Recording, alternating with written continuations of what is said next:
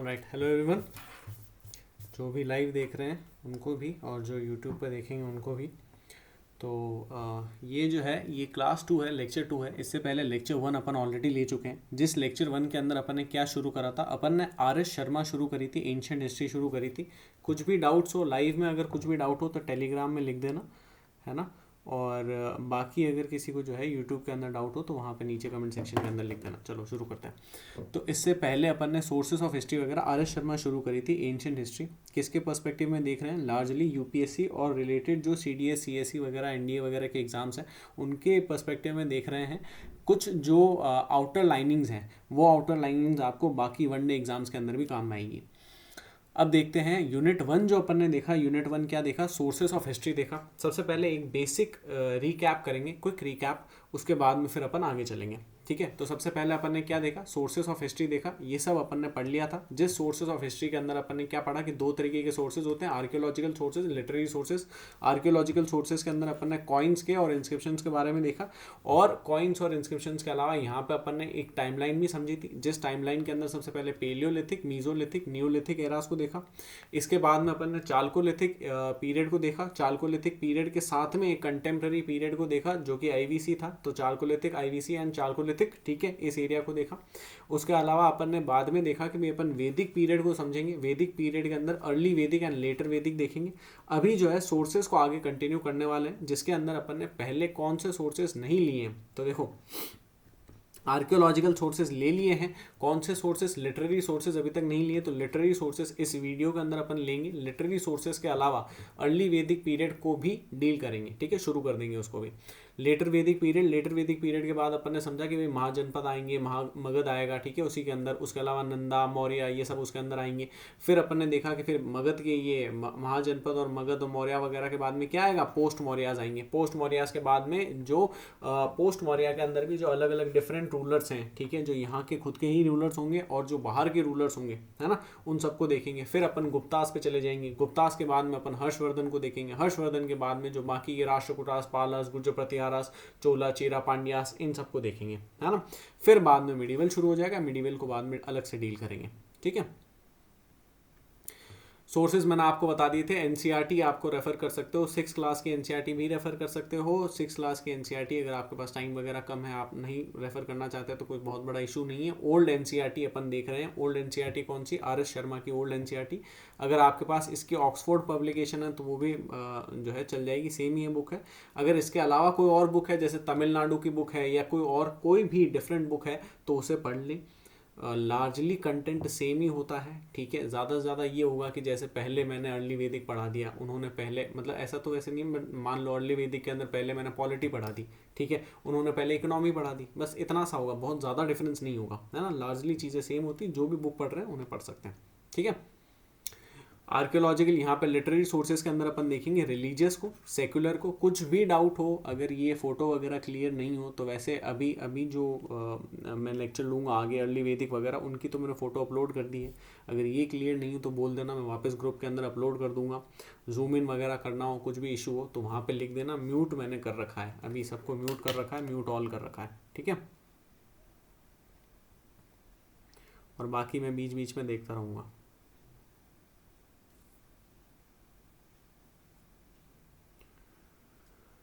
चलो, religious, secular वगैरह ये सब चीज़ हो गई। ठीक है, लॉ वगैरह, बायोग्राफीज वगैरह, ये सारी चीज़ें हो गई। अब देखो यहाँ पे समझो, फॉरेन अकाउंट्स, इन सबको देखेंगे। मेगालिथ्स के बारे में समझा। मेगालिथ्स के अलावा अपन ने कॉइन्स और कॉइन्स की इंपॉर्टेंस देखी। कॉइन्स की स्टडी को क्या कहते हैं? न्यूमिस्मैटिक्स कहते हैं। समझ में आया? फिर नेक्स्ट चीज़ अपन ने क्या समझी? नेक्स्ट चीज़ अपन ने समझी थी कि इंस्क्रिप्शंस, इंस्क्रिप्शंस की स्टडी को एपिग्राफी एंड पेलियोग्राफी कहते हैं। समझ में आया? और इनका जो सबसे बड़ा बेनिफिट होता है इंस्क्रिप्शंस का, वो क्या होता है कि इनके अंदर ऑल्टरेशन नहीं होते हैं। क्या नहीं होते हैं? ऑल्टरेशन नहीं होते हैं। फिर अपन ने एक फेमस बुक के बारे में समझा, जो फेमस बुक खुद अलेक्जेंडर कनिंघम ने लिखी है। अलेक्जेंडर कनिंघम बहुत बड़ी पर्सनालिटी है ना। कॉर्पस इन स्क्रिप्टोनम इंडिकैरम, ठीक है, ये किताब का नाम है। इस किताब के अंदर ये एक मल्टी वॉल्यूम बुक है, जिसके अंदर काफ़ी सारे इंस्क्रिप्शंस के बारे में डिटेल के अंदर मेंशन कर रखा है। मौर्य पीरियड के, पोस्ट मौर्य पीरियड के, गुप्ता पीरियड के एंड लेटर ऑन, है ना। अशोकन, फिर इंस्क्रिप्शंस के बारे में अपन ने समझा था कि अशोकन इंस्क्रिप्शन जो है वो 4 लैंग्वेजेस के अंदर आए हैं। कितने लैंग्वेजेस के अंदर आए हैं? 4 लैंग्वेजेस के अंदर आए हैं। नाउ ये 4 लैंग्वेजेस कौन कौन सी? खरोस्ती, जो कि नॉर्मल राइट टू लेफ्ट लिखी जाती है। ब्रह्मी जो कि लेफ्ट टू राइट लिखी जाती है, और जो है ग्रीक एंड ग्रीक के अलावा अरामिक। अब ये ब्राह्मी जो लैंग्वेज है, ये ब्राह्मी लैंग्वेज इंडिया, पूरे इंडिया के अंदर देखने को मिली एंड अफगानिस्तान वाले रीजन के अंदर देखने को मिली। वहीं जो ग्रीक और अरामिक लैंग्वेजेस हैं ये नॉर्थ वेस्टर्न रीजन के अंदर देखने को मिली है। समझ में आप? डिसाइफर करने की इनको कोशिश काफ़ी सारे लोगों ने करी, जैसे कि फिरोज शाह तुगलक ने कभी करी थी, लेकिन वो सक्सेसफुल नहीं हो पाए थे। मेरठ से दिल्ली वो कुछ 2 पिलर्स लेकर आए थे, बाद में जेम्स प्रिंसेप ने इन्हें फाइनली डिसाइफर करा था। ठीक है, ये तो पढ़ लिया अपन ने। अब देखते हैं लिटरेरी सोर्सेस को। लिटरेरी सोर्सेस के अंदर क्या है देखो, समझो। सबसे पहले एक बेसिक आइडिया देता हूँ। सोर्सेस के अंदर अपन ने क्या देखा, 2 चीज़ें, आर्कियोलॉजिकल एंड लिटरेरी। अब लिटरेरी के अंदर भी रिलीजियस पढ़ेंगे, रिलीजियस के अलावा लॉ के पढ़ेंगे, जैसे सेक्युलर पढ़ेंगे है ना, सेक्युलर के अंदर एक लॉ पढ़ लेंगे, लॉ के अलावा कुछ बायोग्राफीज वगैरह पढ़ लेंगे है ना, और इसके अलावा कुछ अदर बुक्स वगैरह पढ़ेंगे। अब ये जो रिलीजियस देखेंगे, इसके अंदर जैसे वेद देखेंगे, महाकाव्य जैसे कि रामायण और महाभारत है उन्हें देखेंगे है ना, उसके अलावा उपनिषद और ब्राह्मण और अरण्यक जो अदर रिलेटेड बुक्स हैं उन सबको देखेंगे। एक बेसिक इन सबका जनरल आइडिया ले लेंगे। तो जनरल आइडिया क्यों लेंगे, डीप में क्यों नहीं पढ़ेंगे, क्योंकि भाई क्वेश्चन इतना जनरल आइडिया से तो आते नहीं है भाई, यूपीएससी में तो नहीं आते है ना। तो डीप में पढ़ेंगे लेकिन बाद में पढ़ेंगे। अभी एक बेसिक आइडिया देख रहे हैं जो कि चैप्टर 1 और 4 को अपन डील कर रहे हैं। ठीक है, चैप्टर 1 से 4 को 1 2 3 4 को डील कर रहे हैं, तो इनके अंदर बेसिक आइडियाज दे रखे हैं काफ़ी सारा, उसके बाद में फिर खेल शुरू होता है। ठीक है, अब देखो, तो लिटरेरी सोर्सेस हिस्ट्री के बारे में कहाँ से पता पड़ता है, सबसे पहले रिलीजियस, रिलीजियस के अंदर वेद। ठीक है, रिलीजियस के अंदर भी कहां से पता पड़ता है, वेदों से पता पड़ता है ना। तो रिलीजियस के अंदर वेद। अब वेद के बारे में समझना, वेद को श्रुति कहते हैं। क्या कहते हैं, श्रुति कहते हैं। 2 चीजें होती हैं, एक होता है श्रुति और एक होता है स्मृति है ना। तो वेद को श्रुति कहते हैं। श्रुति मतलब जिसे जो है ओरली रिसाइट किया जाए, तो इन्हें ओरली रिसाइट किया जाता था एक जनरेशन से दूसरी जनरेशन में। पहले जो ये है लिखी नहीं गई थी, समझ में, कहीं पर भी लिखी नहीं गई थी। कितने वेद है, एक अर्ली वेद है ना, और बाकी 3 जो है वो लेटर वेद है। एक अर्ली वेद कौन सा है, एक अर्ली वेद है ऋग्वेद। कौन सा वेद, ऋग्वेद। ऋग्वेद के बाद 3 लेटर वेद हैं। वो लेटर वेद कौन कौन से हैं, सामवेद, यजुर्वेद एंड अथर्ववेद। समझ में आप। अब सामवेद जो है इसके अंदर मेलोडीज और म्यूजिक और उन सब के बारे में दे रखा है। ये मेलोडीज और म्यूजिक किसकी है, ये उन हाइम्स की है, जो हाइम्स कहाँ पर दे रखी है, ऋग्वेद में दे रखी है। तो पहले काफी सारे सैकड़ों सालों तक सिर्फ ऋग्वेद ही चलता था, उसके बाद में फिर ये अदर वेद आ गए है ना, और इन अदर वेद के साथ में ये अदर रिलेटेड बुक्स भी आ गई। इन रिलेटेड बुक्स को समझेंगे। तो ये हाइम्स, जिसके अंदर क्या होता था, जिसके अंदर प्रेज होता था। किसका प्रेज करेंगे भाई, खुद का तो प्रेज करेंगे नहीं, गॉड का प्रेज करेंगे है ना। कौन से गॉड होंगे नहीं होंगे उनको अभी समझेंगे।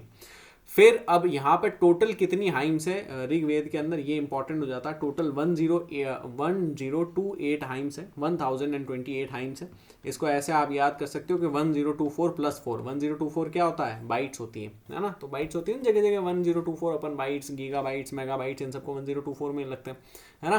तो 1024 बाइट्स + 4 तो 1028, और ये जो है 10 मंडल्स या फिर 10 बुक्स के अंदर क्लासिफाइड हैं। अब ये बुक्स के अंदर से भी कुछ नई बुक्स हैं और कुछ पुरानी बुक्स हैं, उन्हें भी समझेंगे है ना। फिर क्या चीज़ है, फिर देखो जो सामवेद है, सामवेद के अंदर मेलोडीज या फिर चांट्स दे रखे हैं इन्हें रिसाइट करने के लिए, समझ में। और फिर यजुर्वेद है, यजुर्वेद के अंदर सैक्रिफाइसेस के ऊपर फोकस करा गया है। उस समय पे प्राइमरीली किसका सैक्रिफाइस होता था, तो काउस का सैक्रिफाइस होता था, और सैक्रिफाइस की प्रैक्टिस बहुत ज़्यादा थी। अब काउस का सैक्रिफाइस कैसे होता था, देखो ये काफ़ी सारे लोगों को मिथ है ना। और अब ये जो है ऐसा नहीं कि मैं बोल रहा हूँ, इसके ऊपर स्वामी विवेकानंद और भी काफ़ी सारे मल्टीपल लोग बार बार बोल चुके हैं, तो कोई मैं ऐसे कोई खास बात नहीं कर रहा हूँ।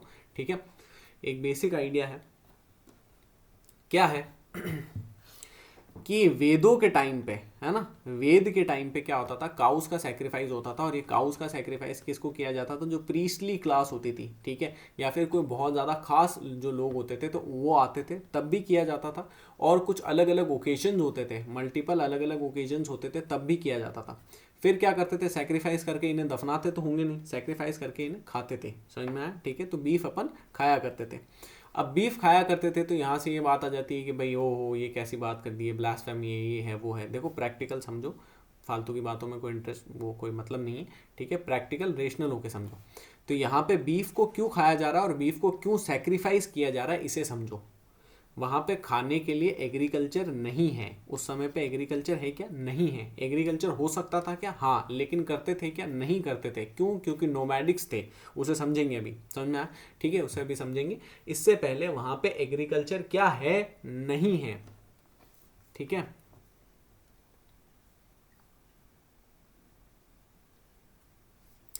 और अगर एग्रीकल्चर नहीं है ना, ज्यादा जो है जानवर, अब हर किसी को तो काट काट के खा नहीं सकते। जिस जानवर को रख रहे हैं, डोमेस्टिकेट कर रहे हैं, वो कौन सा जानवर है? काऊ है। तो किसको खाएंगे? काऊ को ही खाएंगे। अब काऊ को बलि क्यों चढ़ा रहे हैं? इनकी ये दिस इज इंपॉर्टेंट। खाना तो चलो ठीक है, लॉजिकल बनता है, लेकिन इनकी बलि क्यों चढ़ा रहे हैं? अगर कोई प्रीस्ट वगैरह, कोई जो है पुरोहित वगैरह आ रहा है, ब्राह्मण वगैरह, भगवान मतलब ये कोई बड़ा पर्सन आ रहा है, ठीक है, कोई सा भी बड़ा पर्सन आ रहा है, कोई भी स्पेशल ओकेजन है, तो यहाँ पे इनका सेक्रीफाइस क्यों कर रहे हैं? ठीक है, सेक्रीफिशियल तो भाई एक अलग चीज हो जाती है ना, खाना एक अलग बात होती है और सेक्रीफाइस करना अलग बात होती है, समझ में आया? तो इनका सेक्रीफाइस क्यों कर रहे हैं? क्योंकि cause are the most important thing then. समझ में आया? अब समझना है इस बात को। अगर काउज इतनी ज्यादा इंपॉर्टेंट है तो सेक्रीफाइस क्यों कर रहे हैं? लेट्स से कि अपन जो है, लेट्स से कि आप और मैं, अपन दोनों के काफ़ी ज़्यादा कॉर्डियल रिलेशंस हैं। नाउ आपकी फैमिली बहुत ज़्यादा मानी हुई फैमिली है, पूरी सोसाइटी के अंदर आपकी बहुत ज़्यादा रिस्पेक्ट है, और चूंकि मैं आपके सामने अपनी रिस्पेक्ट बढ़ाना चाहता हूँ तो मैं आपको कुछ कुछ गिफ्ट्स दूंगा। भाई आईएएस को अक्सर लोग गिफ्ट्स देते हैं, कोई बड़ा कोई जो है नेता वगैरह होता है उसको गिफ्ट देते हैं, कोई और कोई बड़ी पर्सनालिटी होती है उसको खूब सारे गिफ्ट्स मिलते रहते हैं।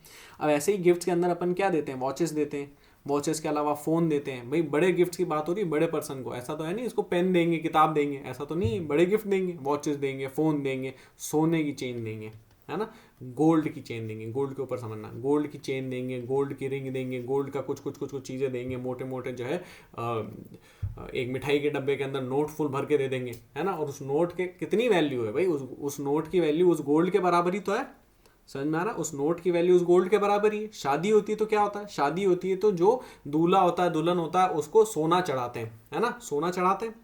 अब समझो सोना इंपॉर्टेंट है, सोना अपनी जो है सोसाइटी के अंदर इतना ज़्यादा वैल्यू रखता है, इसलिए सोना चढ़ा रहे हैं, इसलिए सोना दे रहे हैं, इसलिए वॉचेस दे रहे हैं, इसलिए फोन्स दे रहे हैं। उस समय पे क्या था? काउस थी, तो क्या चढ़ाएंगे? काउस चढ़ाएंगे। क्या देंगे? काउस देंगे। किसका सेक्रीफाइस करेंगे? काउ का सेक्रीफाइस करेंगे कि देखो आप इतने बड़े हो। अब सोना, सोना देने के पीछे सिंबॉलिक क्या रीज़न होता है? सिंबॉलिक यही रीज़न होता है ना, इस बात को समझना। सिंबॉलिक यही रीज़न होता है ना कि मैं आपके सामने जो है सोना प्रस्तुत कर रहा हूँ, मतलब सोने की भी कोई वैल्यू नहीं है आपके सामने, आप इतने बड़े इतने महान व्यक्ति हो, समझ में आया? ठीक है, तो आप उसको चढ़ा रहे हो। उसी तरीके से प्रीस्ट को और इन सबको चढ़ाना है तो आप क्या करोगे? काऊ। हम आपके सामने काऊ काट रहे हैं, पूरी की पूरी गाय, है ना, बकरी नहीं है, मुर्गा नहीं है ना, मच्छी नहीं है, पूरी पूरी गाय है।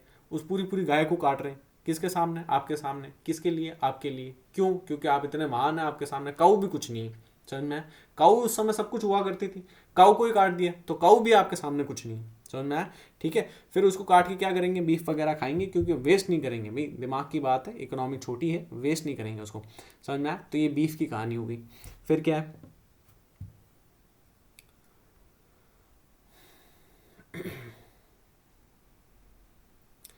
फिर देखो, ये तो सेक्रीफाइस हो गया। अब इस सेक्रीफाइस से ना दो चीज़ें बहुत ज़्यादा इंपॉर्टेंट है। बीफ की कहानी यहाँ तक तो समझ में आई, लेकिन सिर्फ ये बीफ की कहानी इंपॉर्टेंट नहीं है, इससे दो चीज़ें बहुत ज़्यादा इंपॉर्टेंट है। पहली चीज़ ये होती है कि यजुर्वेद और अथर्वेद, ऋग्वेद के अंदर तो फिर भी इतना नहीं था, लेकिन ये यजुर्वेद, ठीक है, अथर्वेद को भी चलो वैसे करते हैं, लेकिन यजुर्वेद के अंदर जितना भयानक फोकस किया गया है सेक्रीफाइस के ऊपर, भयानक का मतलब जितना ज़्यादा फोकस किया गया है, ठीक है, उस फोकस की वजह से इकोनॉमी को बहुत ज़्यादा लॉस हो रहा है, समझना है? और याद रखना, इकोनॉमी की जब भी बात आती है, रिलीजन की जब भी बात आती है, तो हमेशा कार्ल मार्क्स ऊपर तैर रहा होता है, रिलीजन हमेशा नीचे होता है, ठीक है, दिस इज़ प्रैक्टिकल। आप कितनी बार भी एम्प्लॉय करके देख लेना, रिलीजन के ऊपर हमेशा कार्ल मार्क्स तैर रहा होगा। अब इसका क्या मतलब है? इसका ये मतलब है कि अगर आप नॉन स्टॉप ऐसे, एक बार प्रीस्ट आया, एक पूरी गाय काट दी, अब वो गाय ऐसा तो है नहीं कि एक बार काटी तो रीजनरेट हो जाएगी, कोई बात नहीं, लिमिटेड है। मोस्ट इंपॉर्टेंट थिंग है ना, मोस्ट इंपॉर्टेंट उस समय पे करेंसी यही है, गाय ही है, हर चीज को अपन ने गाय का नाम दे रखा है, गौधन, गौ ये गौ वो, है ना। तो हर चीज को अपन ने गाय का नाम दे रखा है, पूरी गाय काट दी, गाय खत्म। अब उसको खाओ, बैठ के खाओ उसको। ऐसा भी नहीं है कि भाई उसको सेव कर सकते हैं, साल भर तक खाएंगे, इतना कुछ वहां पे उस समय पे कोल्ड स्टोरेज तो हुआ नहीं करता था, है ना। तो ये चीज भी नहीं कर सकते।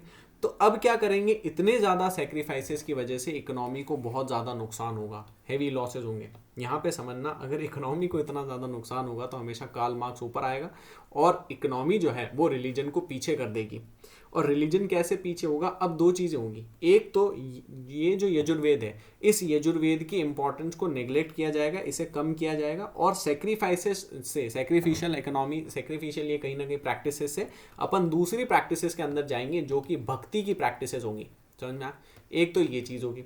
भक्ति की प्रैक्टिस के साथ में हमेशा याद रखना, हिस्ट्री रिपीट्स इटसेल्फ। ठीक है, तो हिस्ट्री रिपीट्स इटसेल्फ। अब हिस्ट्री रिपीट्स इटसेल्फ के अंदर क्या चीज़ है, सिंपल सी बात है, इस बात को समझो। जैसे वर्ल्ड हिस्ट्री के अंदर अपन पढ़ते हैं कि रेनेसांस हुआ, रेनेसांस के अंदर फिर बाद में क्या चीज़ हुई, प्रोटेस्टेंट रेवोल्यूशन हुआ, प्रोटेस्टेंट रेवोल्यूशन के बाद में रिफॉर्मेशन हुआ। तो एक रिलीजन जो है उसने बहुत ज़्यादा रेवोल्यूशन वगैरह करा, तो दूसरा जो पहले वाला रिलीजन था उसने अपने आप को रिफॉर्म करा। यहाँ पर क्या चीज़ होगी, यहाँ पर जो है चूंकि सेक्रीफाइसेस वगैरह इतने हैं और दो ऑल्टरनेटिव मिल जाते हैं जो कि सेक्रीफाइस की बात नहीं कर रहे हैं, which are Buddhism and Jainism, है ना। तो बुद्धिज्म एंड जैनिज्म, तो लोग क्या करेंगे, लोग बुद्धिज्म एंड जैनिज्म की तरफ कन्वर्ट करने लग जाएंगे। अगर सारे लोग बुद्धिज्म और जैनिज्म, या फिर काफ़ी सारे लोग बुद्धिज्म और जैनिज्म की तरफ जाने लग जाएंगे, तो जो प्राइमरी रिलीजन था, जो इनिशियल रिलीजन था, उसकी इंपॉर्टेंस कम हो रही है। समझ में आना। तो वो क्या करेगा, वो अपने आप को रिफॉर्म करेगा और वो बोलेगा कि नहीं, अब से गाय जो है, अब से काऊ जो है वो सेक्रेड है, काऊ को कोई भी हाथ नहीं लगाएगा, काऊ को जिसने भी हाथ लगाया वो पापी है। समझ में आया? अभी तक वेज नॉन वेज की डिबेट नहीं आई, वो तो बहुत बाद में आएगी, लेकिन काऊ की डिबेट आई है, बीफ की डिबेट आई है कि बीफ को नहीं खाना। बीफ को क्यों नहीं खाना, इसलिए नहीं खाना। समझ में? लॉजिक। ठीक है, फिर क्या चीज है,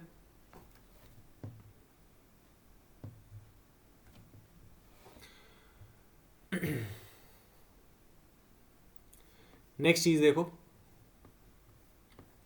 डायरेक्शंस एंड मंत्रास। यहाँ पे मैंने आपको बता दिया कि अथर्ववेद के अंदर क्या आएंगे, मंत्र आएंगे, है ना। और मंत्र किसके साथ में आते हैं, भक्ति के साथ में आते हैं ना। ठीक है, तो डायरेक्शंस मंत्रा वगैरह आएंगे ताकि ईवल को और डिफिकल्टीज को वार्ड ऑफ किया जा सके, उनसे डू अवे किया जा सके। समझ में आप? फिर इनसे रिलेटेड कुछ बुक्स भी हैं। कौन से बुक्स हैं इनसे रिलेटेड, तो ब्राह्मण्स हैं, अरण्यक्स हैं एंड उपनिषद्स हैं।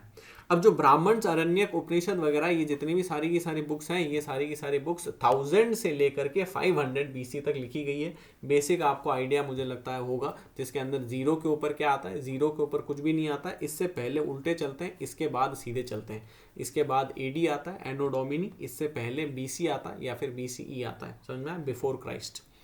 फिर उसके बाद क्या चीज़ है, महाकाव्य। महाकाव्य की अगर बात करें तो महाकाव्य 2 हैं, ये रिलीजियस बुक्स ही पढ़ रहे हैं। अब रिलीजियस बुक्स के अंदर आगे आ जाते हैं महाकाव्य के ऊपर। महाकाव्य के अंदर भी 2 देखेंगे, महाभारत एंड रामायण। डीप में कहाँ आएगा, गुप्ता पीरियड के अंदर आएगा। महाभारत और रामायण ने उन गॉड्स को इंट्रोड्यूस करा जो गॉड्स पहले नहीं थे।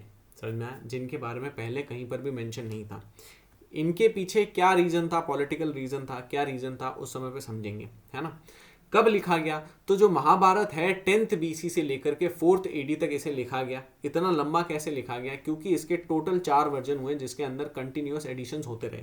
पहला जो वर्जन था उसका नाम था जय संहिता। ठीक है, जय संहिता जो था, जय संहिता 8800 वर्सेस का था। कितने का था, जय संहिता 8800 वर्सेस का था। फिर क्या आया, जय संहिता के बाद में विजय संहिता आया। समझ में आया, विजय संहिता के अंदर वापस थोड़े से बढ़े, फिर विजय संहिता के बाद भारत आया। ठीक है, या फिर भरत आया, कुछ भी आप कह लो। ठीक है, भरत के बाद में महाभारत आया। समझ में आया, महाभारत। और महाभारत के अंदर फाइनली कितने वर्सेस थे, 1 लाख, 1 लाख वर्सेस थे। इसी 1 लाख वर्सेस के अंदर से कुछ वर्सेस जो है वो भागवत गीता के अंदर, किसमें, भागवत गीता में। समझ में आप? ठीक है, तो 1 लाख वर्सेस वगैरह ये चीज हो गई। लास्ट में जो महाभारत है, महाभारत को और किस नाम से जाना जाता है, तो सत सहस्री संहिता के नाम से जाना जाता है। दिस इज इंपॉर्टेंट, इसको भूलना मत। महाभारत को किस नाम से जाना जाता है, सत सहस्री संहिता। समझ में? फिर उसके बाद क्या चीज़ है, रामायण की अगर बात करें तो रामायण को सेकंड BCE के करीब लिखा गया था। इसके अंदर भी ऑल्टरेशंस हुए, इसके अंदर भी जो है एडिशंस वगैरह हुए हैं। पहले 12,000 वर्सेस थे, बाद में जो है 24,000 वर्सेस हो गए, है ना। रामायण के अंदर बहुत ज़्यादा अपने पढ़ने का वैसे नहीं है, इसको बाद में फिर भी देखेंगे। महाभारत ऐसे इंपॉर्टेंट हो जाती है, ठीक है। सूत्रा की अगर अपन बात करें तो कौन कौन से सूत्र थे, ठीक है, कौन कौन से अलग अलग, ये भी रिलीजियस बुक्स थी, ठीक है। ये थोड़ी जो है छोटे लेवल पे बुक्स हैं। और ये जो बुक्स हैं इसके अंदर जैसे कि एक है श्रोता सूत्र। श्रोता सूत्र के अंदर सारी रॉयल सेरेमनीज दे रखी है कि भाई किंग का कोरोनेशन कैसे होगा, उसके अलावा कुछ अलग अलग जो है असेंबलीज वगैरह कैसे बैठेगी, और अलग अलग चीज़ें दे रखी है। फिर एक गृहस्थ सूत्र है, गृहस्थ सूत्र के अंदर जो डे टू डे एक्टिविटीज़ है, जिसके अंदर बर्थ डेथ मैरिज वगैरह है ना, इन सब के बारे में दे रखा है। गृहस्थ सूत्र के अलावा सुल्व सूत्र है, ठीक है। सुल्व सूत्र के अंदर यहाँ पे समझना, सुल्व सूत्र के अंदर जो फ्यूनरल होम होगा, ठीक है, जहां पर भी बॉडी को बरी किया जाएगा या जो कुछ भी होगा, वो कैसे, क्या, कितने उसके डिमेंशंस होने चाहिए, कैसा होना चाहिए, कैसा नहीं होना चाहिए, उसके बारे में दे रखा है। तो कहीं ना कहीं डिमेंशन से अपन को क्या समझ में आ रहा है, ज्योमेट्री और मैथ्स समझ में आ रही है कि उस समय पर बेसिक ज्योमेट्री और मैथ्स के कुछ ना कुछ आइडिया इनको लग गए थे, समझ में आया। तो क्या क्या पढ़ा फटाफट देख लेते हैं। देखो सोर्सेस पढ़ रहे हैं, सोर्सेस के अंदर अपन ने आर्कियोलॉजिकल सोर्सेस के अंदर इंस्क्रिप्शंस पढ़े और कॉइन्स पढ़े। फिर अपन ने नेक्स्ट चीज़ क्या पढ़ी, नेक्स्ट चीज़ जो अपन ने पढ़ी वो पढ़े लिटरेरी सोर्सेस। लिटरेरी सोर्सेस के अंदर अपन रिलीजियस टेक्स्ट देख रहे हैं। रिलीजियस टेक्स्ट के अंदर सबसे पहले अपन ने वेद देखे। वेद को अपन ने दो पार्ट के अंदर देखा, अर्ली वेद जिसके अंदर कौन आता है, ऋग्वेद आता है, और लेटर वेद जिसके अंदर सामवेद, यजुर्वेद, अथर्ववेद तो आते ही हैं, प्लस ब्राह्मण, अरण्यक और उपनिषद, ये सारी बुक्स भी आती हैं। वेद के बाद अपन ने क्या देखा, वेद के बाद अपन ने महाकाव्य देखे। महाकाव्य कौन कौन से देखे, महाकाव्य अपन ने महाभारत एंड रामायण देखा। फिर महाभारत के अंदर अपन ने क्या देखा,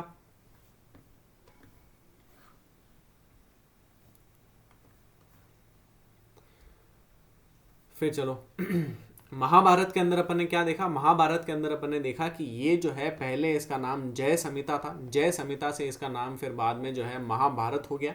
और महाभारत को और किस नाम से जाना जाता है, तो ये देखो सतसहस्री संहिता के नाम से जाना जाता है ना, सतसहस्री संहिता के नाम से, ठीक है। लास्ट में सतसहस्री संहिता के अंदर कितने वर्सेस थे, तो 1 लाख वर्सेस थे। जय संहिता के अंदर कितने थे, 8,800 वर्सेस ही थे। फिर अपन ने रामायण को देखा। रामायण जो है 4th सेंचुरी AD के करीब लिखी गई है ना, नहीं सॉरी 4th सेंचुरी BC के करीब, 2nd सेंचुरी BC के करीब लिखी गई है, ठीक है। तो 2nd सेंचुरी BC के करीब इसे लिखा गया। 4th सेंचुरी तो यहाँ पर 4th सेंचुरी AD में ख़त्म हुई थी, है ना, 10th सेंचुरी BC से लेकर के 4th सेंचुरी AD। और 2nd सेंचुरी जो है 2nd सेंचुरी AD के अंदर रामायण को लिखा गया। अब ये जो 2nd सेंचुरी AD के अंदर इसे लिखा गया, इस 2nd सेंचुरी AD के अंदर भी आप समझना पहले कितने वर्सेस थे, 12,000 वर्सेस थे, बाद में कितने वर्सेस हो गए, 24,000 वर्सेस हो गए, समझना।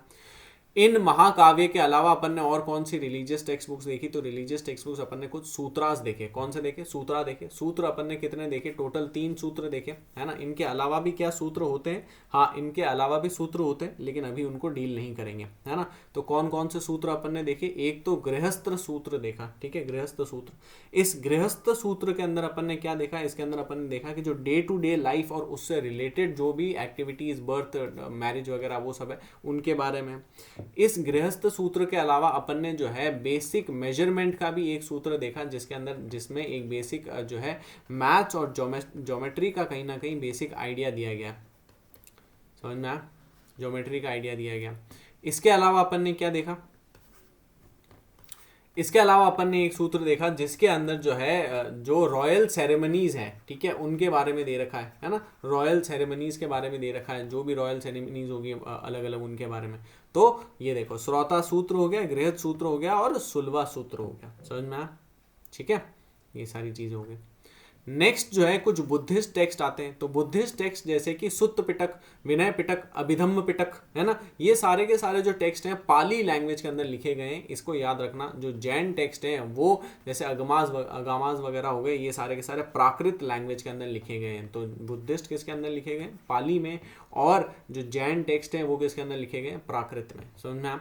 फिर उसके बाद क्या चीज़ है, कुछ सेक्युलर बुक्स भी हैं। अब ये अपन ने समझा था कि भाई लॉ ये रिलीजियस वाली तो खत्म हो जाएगी, फिर सेक्युलर अदर्स वगैरह आएगी। सेक्युलर के अंदर जैसे सबसे पहले कुछ लॉ बुक्स है। लॉ बुक्स के अंदर जो प्राइमरी है वो है धर्मशास्त्र एंड अर्थशास्त्र। धर्मशास्त्र जो है इसे भी अपन दो पार्ट में बांट सकते हैं, पहला है धर्मसूत्र और दूसरे हैं स्मृति। समझ में आया? जो धर्मशास्त्र है इसे 500 से लेकर के 200 BC तक लिखा गया था। ज़्यादा वो हो रहा है क्या? अच्छा पहले बताओ इसके अंदर कोई डाउट है क्या? वैसे फैक्चुअल है ये, इसके अंदर कुछ भी ज़्यादा वो नहीं है, ठीक है, लेकिन इसमें अगर कुछ भी डाउट हो तो एक बार बता दो फटाफट।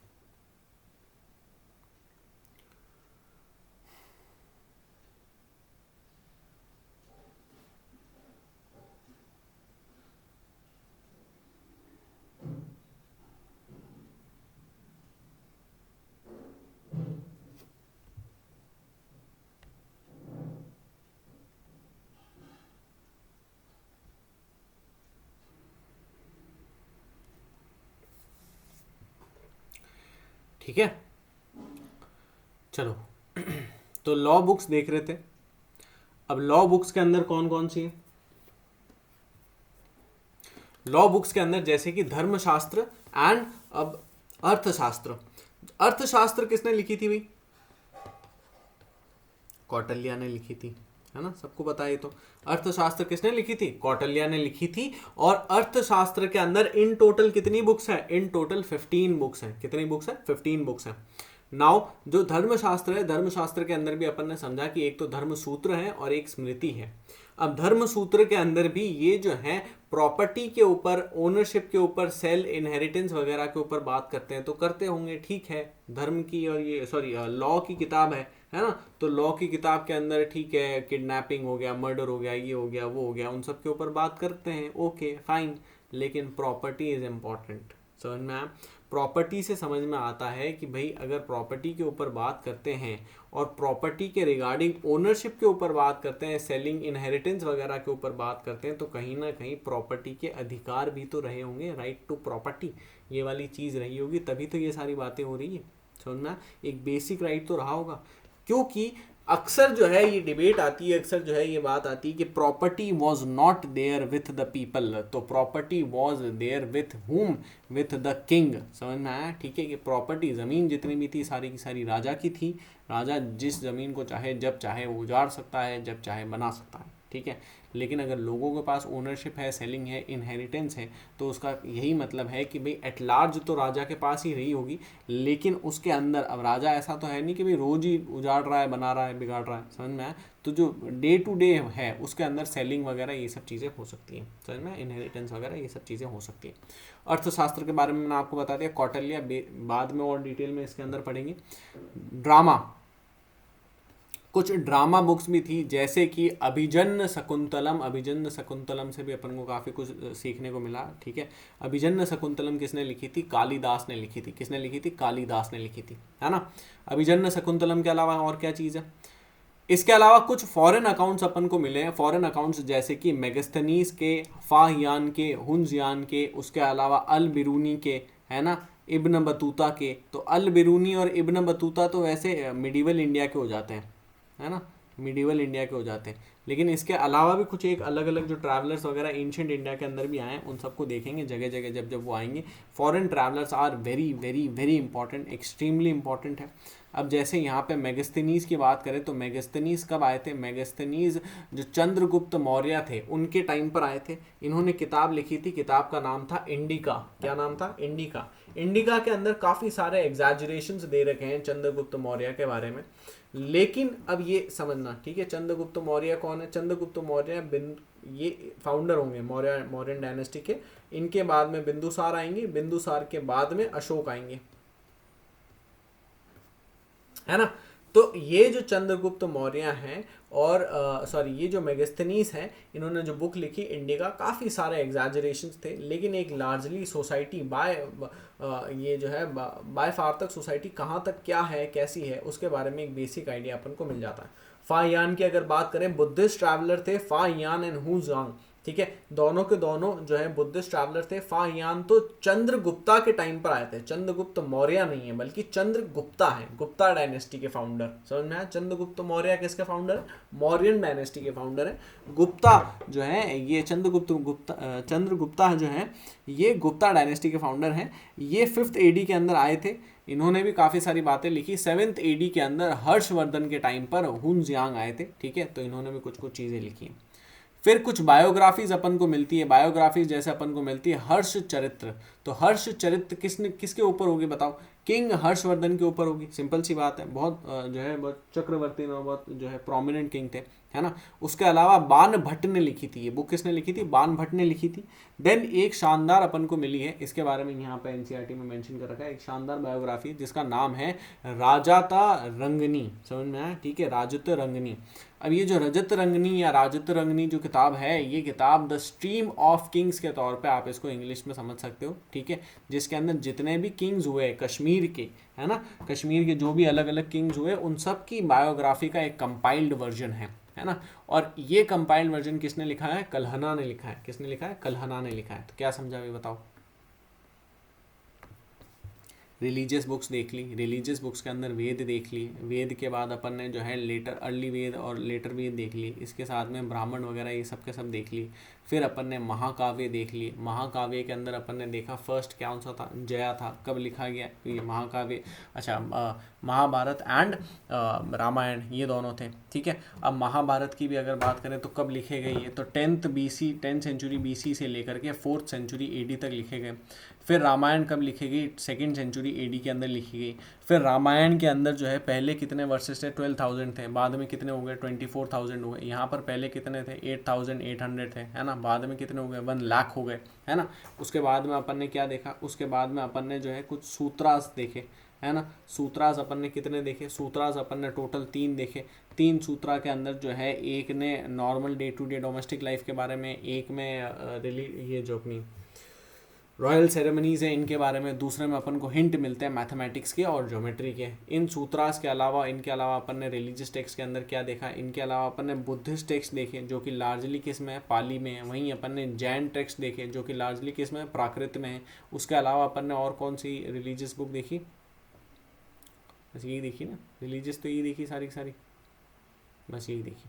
फिर अपन ने कुछ सेक्युलर बुक्स देखी, है ना, ये तो रिलीजियस होगी। फिर अपन ने कुछ सेक्युलर बुक्स देखी, सेक्युलर बुक्स के अंदर अपन ने लॉ बुक्स देखी, और अपन ने जो है ड्रामा के ऊपर कुछ एक चीज़ें के बारे में अपन देखेंगे। तो ड्रामा के अंदर जैसे अभिजन्य शकुंतलम जो कि किसने लिखा? जो कि लिखा कालिदास ने, समझ में आया। फिर उसके अलावा लॉ बुक्स के अंदर भी अपन ने 2 देखे, एक तो जो कौटिल्य ने लिखा था, और उसके अलावा एक धर्मशास्त्र थे। अब धर्मशास्त्र के वैसे कोई भी ऑथर नहीं है, ठीक है, अलग अलग टाइम पे जो है कंपाइलेशन टाइप है, ठीक है। और 500 से लेकर के 200 BC तक इनको लिखा गया है धर्मशास्त्र को। अब ये जो कौटिल्य की जो बुक है ना, अर्थशास्त्र, अर्थशास्त्र भी जो है इसके अंदर भी टोटल 15 बुक्स हैं, और इसमें से सारी की सारी कौटिल्य ने नहीं लिखी है, अलग अलग लोगों ने भी लिखी है, और काफ़ी लंबे टाइम तक ये लिखी गई है। धर्मशास्त्र की अगर बात करें तो यहाँ पर 2 बुक्स हैं, एक तो धर्मसूत्र है और दूसरी जो है वो स्मृति है ना। अब यहाँ पर भी अगर आप देखो तो इनके अंदर नॉर्मल किडनैपिंग, मर्डर, थेफ्ट वगैरह के बारे में तो ही है, प्लस प्रॉपर्टी के बारे में भी कुछ एक चीज़ें मेंशन है, समझ में आया? तो दिस इज़ इम्पॉर्टेंट। उसके अलावा क्या चीज़ है? ये तो सारी सेक्युलर बुक्स हो गई। सेक्युलर बुक्स के अलावा अपन ने कुछ बायोग्राफीज़ देखा। बायोग्राफीज़ अपन ने किस किस की देखेंगे? अच्छा, पहले फॉरेन अकाउंट्स देखे। फॉरेन अकाउंट्स किस किस के देखे? तो फॉरेन अकाउंट्स में अपन ने देखा मेगास्थनीज को। मेगास्थनीज जो है चंद्रगुप्त मौर्य के टाइम पे आया था, ठीक है। चंद्रगुप्त मौर्य के टाइम पे आने के अलावा ये जो है ग्रीक एम्बेसडर थे, है ना। मेगास्थनीज के अलावा अपन ने फाहियान देखा। फाहियान के अलावा अपन ने हुजांग देखा, है ना। फाहियान जो है ये चंद्रगुप्ता के टाइम पर आए थे, है ना, और चंद्रगुप्ता के टाइम पर आए थे। और कब आए थे? तो 6th सेंचुरी AD के अंदर आए थे, है ना। वहीं अपने जो हुनजांग है ये हर्षवर्धना के टाइम पर आए थे 7th सेंचुरी AD में, है ना, 7th सेंचुरी AD में। फिर अपन ने कुछ बायोग्राफीज देखी, जैसे कि बाण भट्ट ने एक बायोग्राफी लिखी हर्ष चरित्र, समझ में आया, ठीक है। उसके अलावा एक अपन ने बुक देखी राजत रजनील, समझ में आया, ठीक है, क्या नाम है? राजत रंगिनी, सॉरी, राजत रंगिनी, ठीक है। तो ये राजत रंगिनी जो बुक है, ये बुक किसने लिखी है? कल्हनी ने लिखी है। और ये बुक जो है कश्मीर के अलग अलग वेरियस जो किंग्स रहे उनकी बायोग्राफी है, कंपाइल्ड बायोग्राफी, समझ में आया, ठीक है।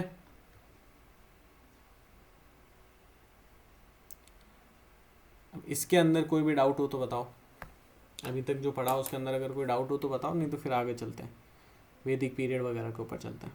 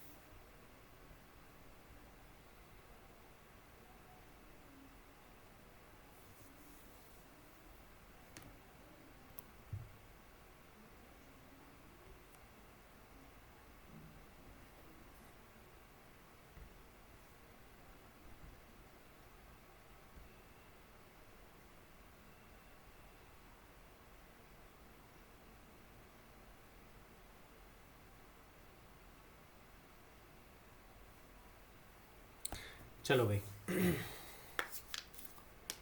अब आगे चलते हैं, अर्ली वैदिक पीरियड वगैरह समझते हैं। अर्ली वैदिक पीरियड के अंदर क्या क्या चीज़ें हैं उन सबको देखते हैं, ठीक है।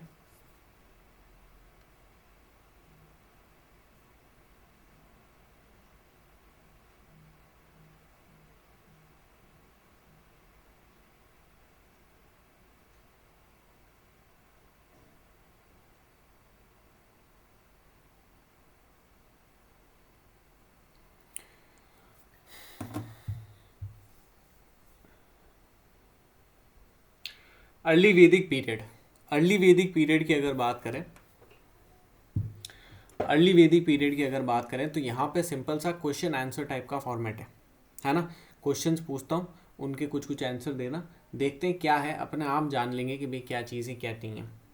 बेसिक अगर मैं आपको फिलॉसफी बताऊँ तो हिस्ट्री रिपीट्स इटसेल्फ, हिस्ट्री अपने आप को बार बार रिपीट करती है। कुछ बेसिक इसके साथ में लॉजिक काम करेगा, ये दोनों चीज़ें, इन दोनों के साथ में अपने आप दो, मतलब ये तो खैर इडियोटिक बात हो गई, लेकिन अपने आप जो है अपन पूरा का पूरा अर्ली वैदिक पीरियड समझ जाएंगे। अब देखते हैं अर्ली वैदिक पीरियड की अगर बात करें तो अर्ली वैदिक पीरियड शुरू होता है आर्यन से, समझ में आया। आर्यंस जो है वो इन्वेड करते हैं, ऐसा कुछ लोग मानते हैं। कुछ लोग मानते हैं कि आर्यंस ने जो है नॉर्मल प्रोग्रेशन करा था, माइग्रेशन करा था। क्या करा था? माइग्रेशन करा था। जैसे अलग अलग काफ़ी सारे माइग्रेशन करते हैं, तो वैसे इन्होंने भी माइग्रेशन करा था। कहाँ से माइग्रेशन करा? सेंट्रल एशिया से माइग्रेशन करा। ये एक नोमैडिक रेस थी जिन्होंने सेंट्रल एशिया से माइग्रेट करा। अब ये जो सेंट्रल एशिया से माइग्रेट करा, तो ये सेंट्रल एशिया से माइग्रेट करके कहाँ से कहाँ गए उसको समझो। ये है सेंट्रल एशियन कंट्रीज़, ये सारी की सारी जो है सेंट्रल एशियन कंट्रीज़ है। यहाँ पर है स्टेपीज़, है ना, तो स्टेपीज़ के बारे में अपन ने पढ़ा है। यहाँ पर है स्टेपीज़, यहाँ पर बड़े बड़े पैस्चर लैंड्स होते हैं, घास के मैदान होते हैं। इन घास के मैदानों के साथ में यहाँ पर क्या होते हैं? घोड़े होते हैं, है ना। इससे पहले यहाँ पे घोड़े थे क्या? कुछ एक बोन्स वगैरह मिली है, कुछ एक हल्के फुल्के एविडेंसेस मिले, लेकिन ऐसे कोई बहुत ज़्यादा यहाँ पे नहीं थे, समझ में। अब ये जो घोड़े थे, ये घोड़े कहाँ से आए? तो ये घोड़े पहले तो सेंट्रल एशिया से ये गए ईरान में, समझ में आया, ठीक है। ईरान में गए, अलग अलग स्टैंड्स, अलग अलग स्टैंड्स, अलग अलग टाइम पर ये जो है घूमते फिरते रहे हैं। ईरान के अलावा और कहाँ पर गए? ईरान के अलावा इराक में भी गए हैं, है ना। इराक के अलावा और कहाँ पर गए? इराक के अलावा इस जगह एल्प्स के पास में, ईस्टर्न एल्प्स और इस रीजन के अंदर भी गए, जहाँ पर क्या है? पोलैंड एंड जर्मनी और ये वाले एरियाज हैं, समझ में आया। इन जगहों पर भी गए, चेकोस्लोवाकिया, ऑस्ट्रिया वगैरह, ठीक है, इन जगहों पर भी गए। उसके अलावा ईरान से ये जो है कहाँ गए? ईरान से अफगानिस्तान, और अफगानिस्तान से इंडिया आए हैं। अब पहले पाकिस्तान तो था नहीं, तो पाकिस्तान एंड इंडिया इसको कंबाइन देखेंगे, है ना। तो अफगानिस्तान से इंडिया आए हैं। अब समझो,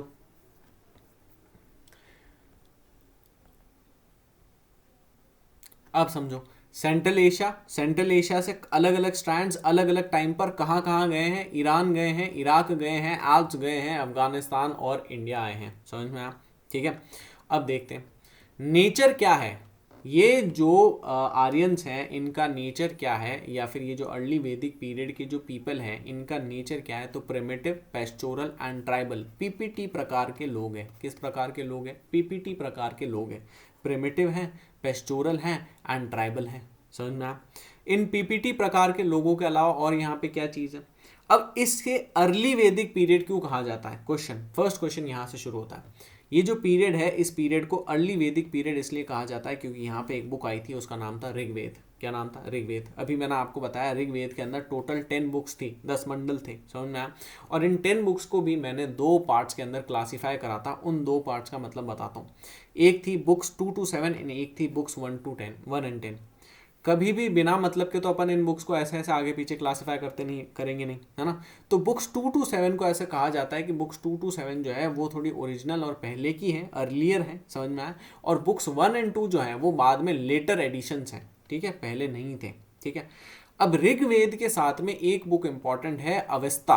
अवेस्ता जो बुक है वो क्या इंडिया के अंदर है? नहीं है। तो कहाँ पर है? ईरान में है, ठीक है, ईरानियन, ओल्डेस्ट ईरानियन टेक्स्ट। ये ओल्डेस्ट ईरानियन टेक्स्ट है।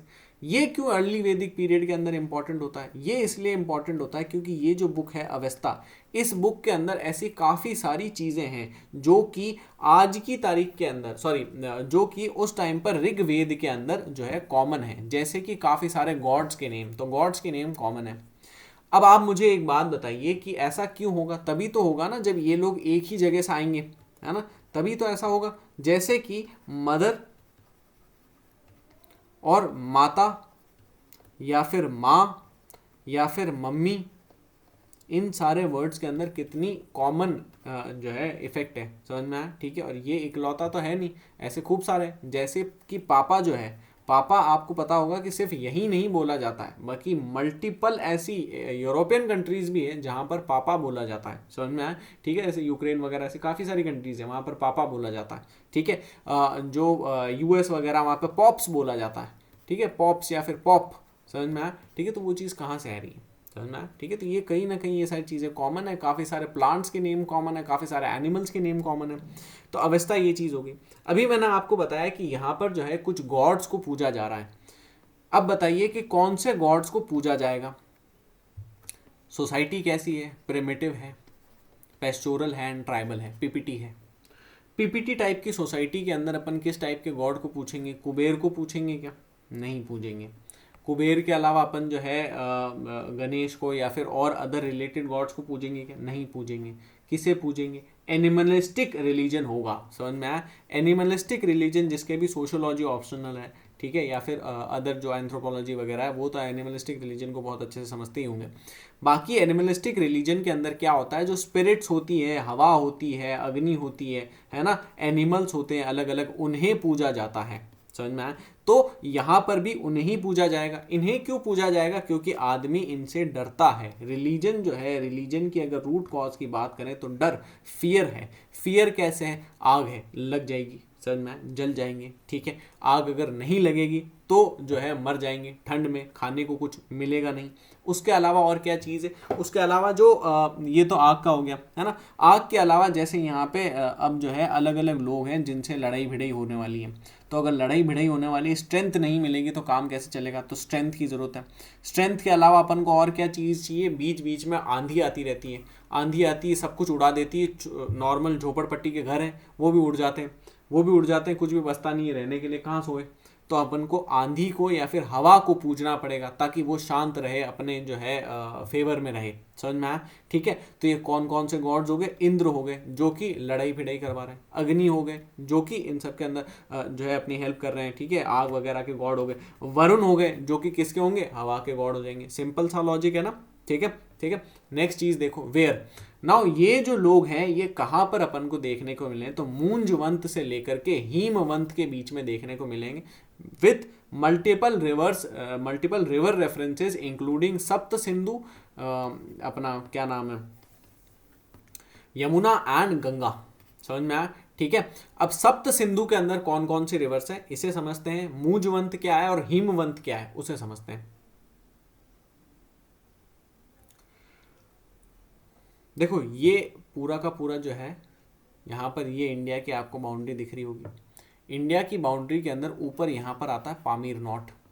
पामीर नॉट के साथ में यहाँ से एक जो है वो इम्पॉर्टेंट इसके अंदर जा रही है, अफगानिस्तान एंड पाकिस्तान के अंदर एक इम्पॉर्टेंट माउंटेन रेंज जा रही है जिसका नाम है हिंदू कुश। समझ में आया? क्या नाम है? Hindu Kush mountain range. हिंदू कुश के अलावा यहाँ पे कुछ ट्रांस हिमालयाज है और फिर यहाँ पे नीचे एक माउंटेन रेंज जा रही है जिसका नाम है हिमालयास। क्या नाम है? हिमालयास। उसी हिमालयास को, अब ऐसा तो है नहीं कि भी हिमालयास अभी पैदा हुए हैं, उस समय पे नहीं थे, या फिर हिंदू कुश उस समय पे नहीं थे, भाई मिलियंस ऑफ ईयर्स ओल्ड है ना। तो हिमालयास का क्या नाम है? हिमवंत नाम है। और हिंदू कुश का क्या नाम है? मूजवंत नाम है। समझ में आया? तो मूजवंत और हिमवंत के बीच में है, ये हो गया मूजवंत, ये हो गया हिमवंत, इनके बीच में है। इसके अलावा कुछ रिवर्स के रेफरेंस है, जैसे कि गंगा और यमुना को तो रेफर कर रखा है, मतलब गंगा ने यमुना को मेंशन कर रखा है, लेकिन गंगा के बारे में सिर्फ एक बार मेंशन है और यमुना के बारे में कुछ 4 से 7 बार मेंशन है, बस इससे ज़्यादा नहीं है ना। तो बाकी की कौन सी रिवर्स है? सप्त सिंधु रिवर्स है। सिंधु के बारे में आपको पता ही होगा, Sindhu is equals to Indus, है ना। तो इंडस रिवर। तो सप्त क्या होता है? सप्त का मतलब 7 होता है। तो इसकी क्या 7 ट्रिब्यूटरीज हैं? नहीं, इसकी 7 ट्रिब्यूटरीज तो नहीं है।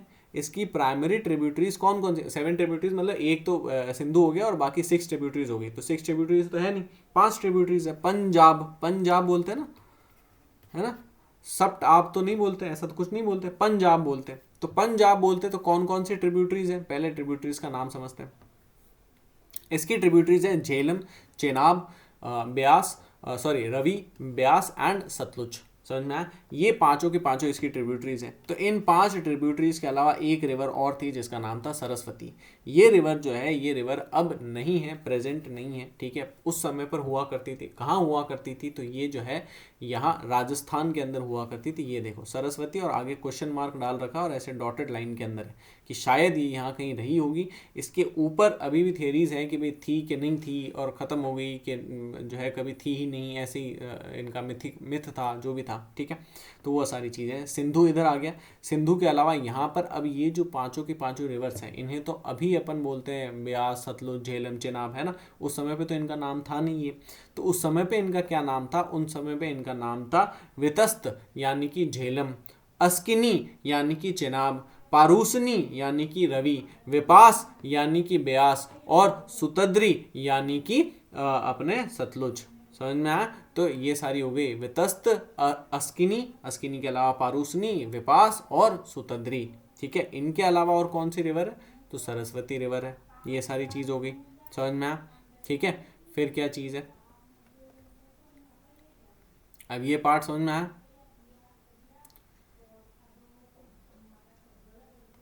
इस पार्ट के अलावा यहाँ पर देखो गंगा अपन ने देख लिया, गंगा के अंदर ये सारे गंगा को कितनी बार रेफरेंस दे रखा। अब मुझे एक बात बताओ, रिसोर्सेज की अगर बात करें, क्वेश्चन आंसर फॉर्मेट के अंदर चल रहे हैं, रिसोर्सेज की अगर बात करें कहाँ पर ये रह रहे हैं, देखो इसको समझना। अगर गंगा को सिर्फ एक बार मेंशन कर रखा है, यहाँ पर गंगा है, ठीक है, ये गंगा और यमुना है, गंगा यमुना को सिर्फ बहुत बहुत कम मेंशन कर रखा है। मेन जो प्राइमरी फोकस है वो सिंधु रिवर्स के ऊपर है, इंडस रिवर्स के ऊपर है ना। तो गंगा यमुना को अगर एक बार मेंशन कर रखा है और बोल रखा है कि इन दोनों के बीच में रहते हैं, तो क्या इसके बाहर रहते होंगे, यहाँ इस रीजन में रहते होंगे, नहीं रहते होंगे। गंगा यमुना को सिर्फ एक एक बार मेंशन कर रखा है, मतलब वो देखी तो होगी लेकिन बहुत ज़्यादा वहाँ पे रहते होंगे क्या, नहीं रहते होंगे। तो कहाँ रहते होंगे, ये पूरा एरिया बच जाता है जिस एरिया के अंदर रहते होंगे। समझ में आया, इस पूरे एरिया के अंदर रहते होंगे, ठीक है। इस एरिया के अंदर क्या आता है, इस एरिया के अंदर पंजाब आता है, मॉडर्न डे, ठीक है। इस एरिया के अंदर मॉडर्न डे पंजाब आता है, राजस्थान आता है, सिंध आता है, यही सारा एरिया तो आता है ना। थोड़ा बहुत हरियाणा और इधर वाला हिमाचल वगैरह थोड़ा बहुत आप इंक्लूड कर सकते हो, तो ये सारे एरिया आते हैं। बाकी लार्जली यही सारी चीज़ें आती हैं। अब अगर ये वाला एरिया आता है तो यहाँ पर रिसोर्सेज कौन से होंगे, पंजाब हरियाणा के अंदर तो कोई रिसोर्सेज है नहीं, मतलब ऐसे वाले रिसोर्सेज तो है नहीं, है ना। तो कौन से रिसोर्सेज है, सिर्फ बचा राजस्थान। राजस्थान के अंदर कौन से रिसोर्सेज है, खेतरी, खेतरी के अंदर क्या मिलता है, कॉपर। तो अपन को इनके साथ में क्या मिलेगा, कॉपर। समझ में आया, ठीक है, सिंपल है। फिर उसके बाद क्या चीज़ है, यहाँ पर देखो इस रीजन के अंदर है Rajasthan, therefore Khetri, therefore copper.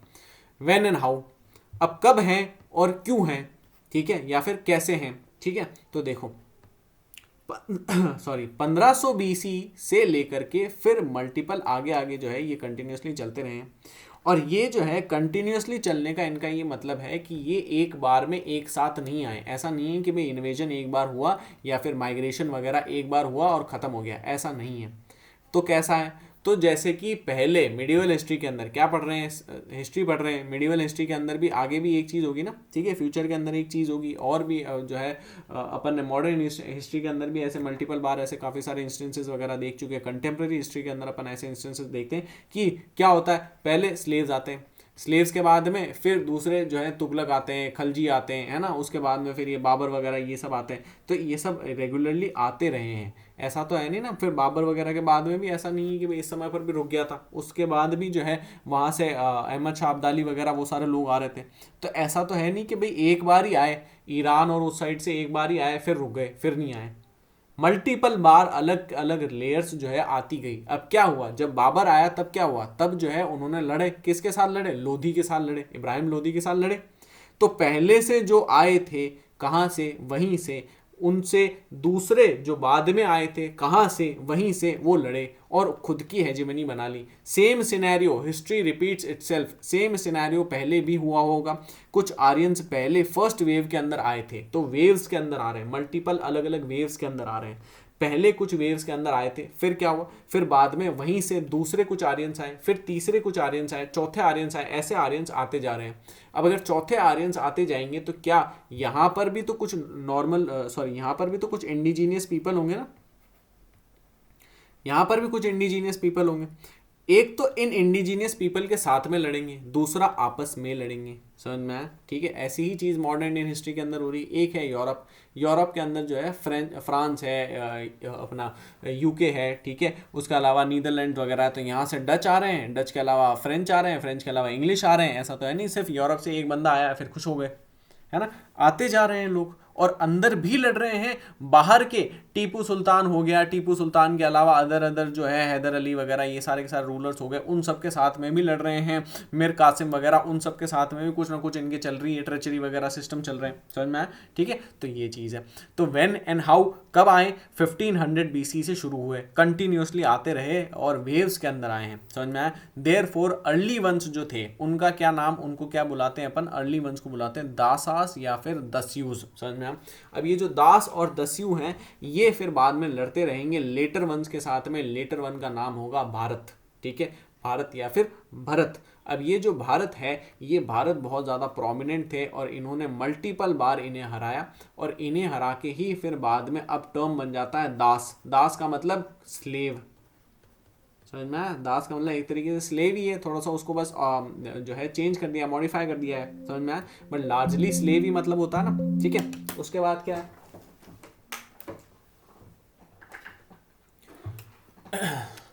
उसके बाद क्या है, अब ये लोग क्या करेंगे भाई, हराएंगे तो कैसे हराएंगे, फाइटिंग से हराएंगे। फाइटिंग जो है, फाइटिंग भी कंटिन्यूस चलती रहेगी, और यहाँ पर भी एक रेगुलर विनर का अपन को नाम देखने को मिलता है जिसका नाम है इंद्र। और पूजेंगे किसको, इंद्र को, समझ में आया? ठीक है, इंद्र को पूज रहे हैं। अब इतनी सिंपल सी बात है, आप इस तरीके से देखो, क्लास में या फिर कॉलेज में एक पॉपुलर लड़की है ना, पॉपुलर लड़की का नाम है रिंकी। आप भी पॉपुलर बनना चाहते हो तो आप क्या करोगे, रिंकी को फॉलो करोगे, रिंकी जैसा बनना चाहोगे, रिंकी जैसे कपड़े पहनोगे, रिंकी जैसी बातें करोगे, रिंकी जैसे चलोगे, रिंकी जैसा बैग रखोगे, है ना, रिंकी को पूजोगे। आपको क्या करना है, एक ऐसी सोसाइटी जिसके अंदर everybody is everybody's enemy, Thomas Hobbes, है ना, लेवियाथम। लेवियाथम के अंदर थॉमस हॉब्स ऐसा कहते हैं ना कि भाई एवरीबडीज एनिमी। बहुत ज़्यादा प्रिमिटिव सोसाइटी है। प्रिमिटिव सोसाइटी के अंदर हर कोई आपको हराना चाहता है, क्या पाना चाहता है, काउज पाना चाहता है। अभी देखा था काउज, काउज के अलावा एक विमेन स्लेव भी एक चीज़ है, उसको भी अभी देखेंगे, ठीक है। तो काउज पाना चाहता है। अब काउज पाने के लिए क्या करना पड़ेगा, बैटल करनी पड़ेगी, लड़ाई झगड़े करने पड़ेंगे, और लड़ाई झगड़े के अंदर कौन जीत रहा है, इंद्र जीत रहा है। तो हमें भी कैसा बनना है, इंद्र जैसा बनना है, क्योंकि जो जीत रहा है उसकी रिस्पेक्ट है। सोशियोलॉजी के अंदर यही इसी चीज़ को अपन समझते हैं, सोशियोलॉजी के अंदर इसी चीज़ को अपन करिश्मा और उन सारी चीज़ों के साथ में डिनोट करके समझते हैं कि जो भी आदमी हीरो होगा, ठीक है, उस आदमी की कंटिन्यूस रिस्पेक्ट होगी, इसीलिए सारे के सारे हीरो बनना चाहेंगे, समझ में आप? तो यहीं पर एक फेमस बैटल होती है जिस बैटल का नाम होता है बैटल ऑफ 10 किंग्स। इस बैटल के अंदर कुछ जो है आर्यंस थे, कुछ नॉन आर्यंस थे, और मिलकर ये लड़े थे भारत क्लैन के साथ में, ठीक है। भारत क्लैन के साथ में जीता कौन होगा, भारत क्लैन जीता था। तो यहाँ से इनकी जो है डोमिनेंस वगैरह और ज़्यादा बड़ी थी। ये जो बैटल थी, बैटल कहाँ पर हुई थी, बैटल जो है रिवर पारूशनी के रीजन के पास में हुई थी। रिवर पारूशनी आज की तारीख में जिसे अपन रवि के नाम से जानते हैं, समझ में आया?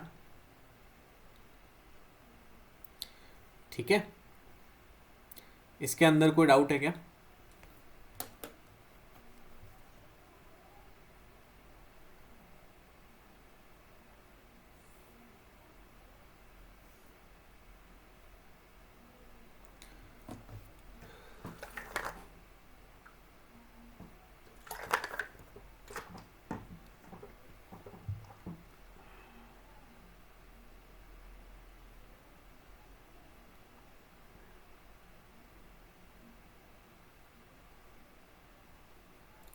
नहीं, चलो।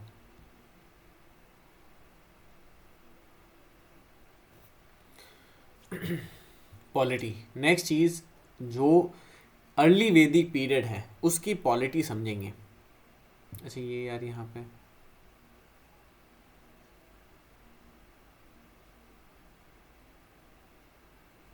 हाँ ठीक है। तो अर्ली वैदिक पीरियड है, इसकी पॉलिटी समझेंगे और रिलेटेड यहाँ पे एक ये थोड़ा सा पार्ट रह गया, उस पार्ट को भी देखते हैं। तो यहाँ पे जो है सबसे पहले अपन ने ये समझा कि भाई ये किसके लिए लड़ रहे हैं, काउज के लिए लड़ रहे हैं, है ना। तो करेंसी क्या होगी, cause and women slaves currency होगी, समझ में आया? क्या होगी, cause and women slaves currency होगी। और जो है लार्जली जितनी भी फाइट्स वगैरह होंगी, ठीक है, जितनी भी फाइट्स वगैरह होंगी वो किसके रिगार्डिंग होगी, इन काउज और विमेन स्लेव्स के चक्कर में ही होगी। अब अगर करेंसी इतनी ज़्यादा, यही इतना सब कुछ इंपॉर्टेंट है, तो जैसे अपन बोलते हैं ना सोन परी, है ना, सोने जैसा तेरा जो भी, ठीक है, उसके अलावा जो है सोने चांदी की इमारतें, है ना, बार बार सोना सोना सोना सोना सोना सोना करते रहते हैं, क्योंकि सोना इज़ इम्पॉर्टेंट फॉर अस, समझ में आया? सोना is very very important for us. और अभी मैंने आपको बताया कि उस टाइम पे क्या इंपॉर्टेंट था, उस टाइम पे इनके लिए काउज इंपॉर्टेंट है। तो अगर काउज इंपॉर्टेंट है तो मल्टीपल अलग अलग जो टर्मिनोलॉजीज होंगी किसके ऊपर होंगी, काउज के ऊपर होंगी, समझ में आया? और काउज के ऊपर ही जैसे एक टर्म थी गवस्ती, गवस्ती का मतलब था वॉर, और गवस्ती का मतलब गवस्ती डिनोट करता था वॉर को, और गवस्ती का मतलब वैसे लिटरल टर्म्स के अंदर था सर्च ऑफ काउज, काउज को ढूंढना, गवस्ती वही वॉर है। दूसरे रीजन के अंदर जाओ, गाय पकड़ के लेकर आओ, समझ में आया? तो गाय पकड़ने से अपन को क्या समझ में आता है, ये पैस्चर लैंड है, समझ में? यहाँ से अपन को समझ में आता है पैस्चर इकोनॉमी है। क्योंकि अगर एग्रीकल्चर वगैरह होता, ठीक है, माइनिंग वगैरह और वो सारी चीज़ तो है नहीं, एग्रीकल्चर वगैरह अगर होता तो एग्रीकल्चर के अंदर काऊ की इम्पोर्टेंस होती है, लेकिन कम होती है, इतनी ज़्यादा नहीं होती है, बल्कि जो फसलें होती हैं उनकी इंपॉर्टेंस बहुत ज़्यादा होती है, समझ में आया? तो गवस्ती यहाँ से अपन को समझ में आया। गवस्ती के अलावा जो है साइट्स, नाउ कुछ जो है कुछ तो यहाँ पर देखो, क्या सिर्फ पैस्चर ही होता था? नहीं, एग्रीकल्चर भी इनको जो है इनको पता था, क्योंकि अपन को कुछ एविडेंसेस मिले हैं प्लॉ के, एक दो बार प्लॉ को मेंशन करा गया, प्लॉ के एविडेंसेस नहीं मिले, सॉरी, प्लॉ को मेंशन करा गया है, बट जो है लार्जली जो है पैस्चर लैंड था, ठीक है, लार्जली पैस्चर लैंड था और काउज वगैरह के ऊपर फोकस था। साइट्स की अगर बात करें तो जैसे भगवानपुरा एक साइट अपन को मिली है अपने हरियाणा के अंदर, है ना। और भगवानपुरा से अब अपन ट्रांजिशन करते हैं पॉलिटी के ऊपर, पॉलिटी ऑफ अर्ली वैदिक period. Now this is important, इसको जो है यहां पर समझते हैं। पॉलिटी की अगर बात करें, पॉलिटी के अंदर अपन सबसे पहले किसको देखते हैं, हेड ऑफ स्टेट को देखते हैं। एक हेड ऑफ स्टेट होगा, स्टेट का हेड होगा, स्टेट के हेड को क्या बोलेंगे, किंग बोलेंगे, किंग बोलेंगे ना। तो यहाँ पर भी एक किंग था, उस किंग का क्या नाम था, उस किंग का नाम था राजन, तो एक राजन नाम का किंग हो गया। अब ये जो किंग है, ये किंग किस लिए होगा या कैसे होगा, तो किंग की जो पोस्ट थी हेरिडेटरी पोस्ट थी वैसे तो, मतलब किंग, किंग का बेटा किंग, किंग का बेटा किंग, लेकिन मैंने आपको बताया एवरीबडी इज एनिमी, और जो सोसाइटी है वो डेंजर के अंदर है, डर के अंदर है कंटिन्यूसली। लॉजिक समझना, कंटिन्यूसली क्या हो रहा है, कंटिन्यूसली बार बार जो है आर्यंस ही, नए नए आर्यंस आते जा रहे हैं। उसके अलावा पुराने जो यहाँ पर इंडिजीनियस लोग हैं उनके तो लड़ाई फिड़ाई चली रही है, सिक्योरिटी बहुत ज़्यादा इनके पास जो है ऐसी कोई बहुत तोपे वोपे तो है नहीं इनके पास, है ना, फोर्टिफाइड वॉल्स वगैरह ऐसा कुछ तो है नहीं। तो सब तरफ एनिमी ही एनिमी है, बीच में आप हो।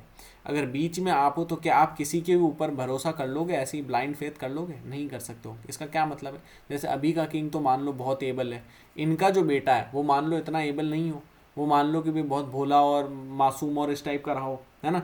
तो ऐसा तो है नहीं कि भी बिना सोचे समझे उसे बिठा देंगे। तो उसके साथ में इलेक्शन भी होते थे। अब ये इलेक्शन करने के लिए कोई बॉडी भी होगी, तो इलेक्शन करने के लिए कौन सी बॉडी है उसे अभी समझते हैं, है ना। या चलो, इलेक्शन करने के लिए कौन सी बॉडी है, इलेक्शन करने के लिए जो बॉडी है वो होगी असेंबलीज। तो यहाँ पर किंग अकेले काम नहीं कर रहे हैं, बल्कि एक सेपरेशन ऑफ पावर टाइप का कंसेप्ट है, जिस सेपरेशन ऑफ पावर के अंदर एक किंग है और दूसरी कुछ असेंबलीज हैं, है ना, दूसरी कुछ असेंबलीज हैं, ठीक है। अब ये असेंबलीज क्या है, इनके पास क्या फंक्शन है, किंग की क्या फंक्शन है, इन्हें भी समझते हैं। सबसे पहले असेंबलीज की अगर बात करें तो जैसे अपने यहाँ पे एक लोकसभा होता है, लोअर हाउस, और एक अपर हाउस होता है, ठीक है, राज्यसभा, वैसे ही यहाँ पर भी दो हाउसेज हैं। पहला कौन सा है, पहली है समिति और दूसरी है सभा, ठीक है, उल्टा बोल दिया, पहली है सभा और दूसरी है समिति। समिति के अंदर कौन है? समिति के अंदर जो पूरी की पूरी पॉपुलेशन है, एंटायर पॉपुलेशन, वो पूरी की पूरी पॉपुलेशन है। वहीं सभा के अंदर इंटेलेक्चुअल एल्डर्स हैं, समझ में आया? इंटेलेक्चुअल एल्डर्स हैं। जैसे कि अपन ने भी अपर हाउस का कंसेप्ट कहाँ से बोरो करा है? ब्रिटेन से बोरो करा है। तो ब्रिटेन के अंदर भी क्या स्टेट्स के लोग तो होते हैं? नहीं, वहाँ तो यूनिटरी सिस्टम है, स्टेट होती ही नहीं है। तो क्या होते हैं वहाँ पर? जो है जो इंटेलेक्चुअल पीपल होते हैं, जो इंटेलेक्चुअल एल्डर्स होते हैं, वो अपर हाउस के अंदर बैठते हैं, ठीक है। इसीलिए उसे हाउस ऑफ एल्डर्स कहा जाता है। तो इसी तरीके से यहाँ पर भी एक हाउस ऑफ एल्डर्स होगा, और ये हाउस ऑफ एल्डर्स जो है ये वापस इलेक्शन के अंदर इंपॉर्टेंट रोल प्ले करेंगे। किसके? किंग के इलेक्शन के अंदर। समझ में आया? ये तो समझ में आ गया। किंग के इलेक्शन के अलावा अब किंग अकेला तो काम कर नहीं सकता, किंग के साथ में कुछ नोबल्स होंगे। समझ में आया? हमेशा नोबल्स होते हैं। तो किंग के साथ में जो नोबल्स होंगे उन्हें क्या कहा जाएगा? उन्हें कहा जाएगा पुरोहित। क्या कहा जाएगा? पुरोहित, ठीक है, इन्हें कहा जाएगा पुरोहित। नाउ अब ये पुरोहित और ये किंग, अब ये क्या फ्री फोकट में काम करेंगे? नहीं, फ्री फोकट में तो काम नहीं करेंगे। किंग जो है वो किसके लिए काम करेगा? टैक्सेस के लिए काम करेगा? नहीं, उस समय पे टैक्सेस का मेंशन नहीं है। अभी किसके लिए, मतलब यूजुअली किसके लिए काम करते हैं? आगे फ्यूचर के अंदर किसके लिए काम करेंगे? टैक्सेस के लिए काम करेंगे। उस समय पे टैक्स का कंसेप्ट नहीं है। तो किसका कंसेप्ट है? बलि का कंसेप्ट है। बलि का मतलब होता है वॉलेंट्री गिफ्ट। अगर आप कुछ भी दो तो वो वॉलेंट्री गिफ्ट हम ले लेंगे आपसे, जो जनरल पब्लिक है उससे। तो ये वॉलेंट्री गिफ्ट हो गए।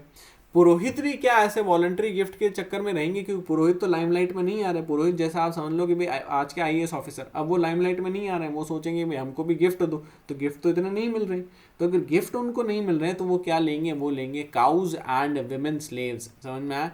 ठीक है, और इनके लिए काम करेंगे। ये नोबल्स हो गए। असेंबलीज के अंदर अपन ने देखा सभा एंड समिति को। अब सभा एंड समिति के पास भी कुछ इंपॉर्टेंट फंक्शन है, जैसे कि जुडिशियल एंड रेवेन्यू फंक्शंस। तो टैक्सेस तो नहीं है लेकिन काउस तो हैं। समझ में आया? ठीक है, काउस तो हैं। ठीक है, अब काउस की अगर बात करें तो क्या लैंड है? लैंड भी तो एक चीज हो सकती है कि भाई लैंड के ऊपर फोकस किया जाए। नहीं, लैंड नहीं है। लैंड के ऊपर इस पॉइंट पर अर्ली वैदिक पीरियड के अंदर यहाँ पर फोकस नहीं डाला जा रहा है, सिर्फ और सिर्फ काउस के ऊपर है। ऐसा नहीं है कि भाई लैंड प्रॉपर्टी वगैरह हेल्ड नहीं कर सकते, बट कहानी समझो। ये जमीन है ना, ये पूरी जमीन है। इसके अंदर मेजॉरिटी जो है इस तरफ सब कुछ जंगली जंगल है, जंगली जंगल है। पॉपुलेशन कितनी है? बहुत कम पॉपुलेशन है ना। यहाँ से उड़ उड़ के इधर आ गए, फ्री में आए। ऐसा तो है नहीं कि भाई यहाँ पर आने के लिए कुछ पैसा लगा, ठीक है, फ्री में आ गए। अब फ्री में अगर यहाँ पर आए तो ये सारी की सारी ज़मीन भी फ्री की ज़मीन है, बस लड़ाई भिड़ाई करनी है। पैसे तो किसी को देने नहीं पड़े, गाय भैंस वगैरह तो देनी नहीं पड़ी, है ना। गाय भैंस मिली जरूर, जब ज़मीन मिल गई तो गाय भैंस मिली जरूर। पॉपुलेशन बहुत कम है, एरिया बहुत ज़्यादा है। क्या लैंड की वैल्यू होगी? लैंड की वैल्यू नहीं होगी। सब तरफ लैंड है, क्या बेचोगे? ऐसी चीज़ को आप बेच नहीं सकते जो सबके पास है। जैसे हवा, आज की तारीख में हवा की सेलिंग नहीं होती। आपने कभी, मतलब वो जो है अपन ऑक्सीजन वगैरह उसको बेचते हैं, बट जो नॉर्मल हवा अपने आसपास है उसको अपन नहीं बेचते। ऐसा नहीं है कि भाई एक कमरे की हवा ये लो, आप इसके जो है जो भी दिन के 100 रुपये दो, ऐसा तो होता नहीं है। समझ में? इसी तरीके से लैंड बहुत ज़्यादा है, पॉपुलेशन बहुत कम है। और पॉपुलेशन जो है ये तो एक फैक्टर हो गया।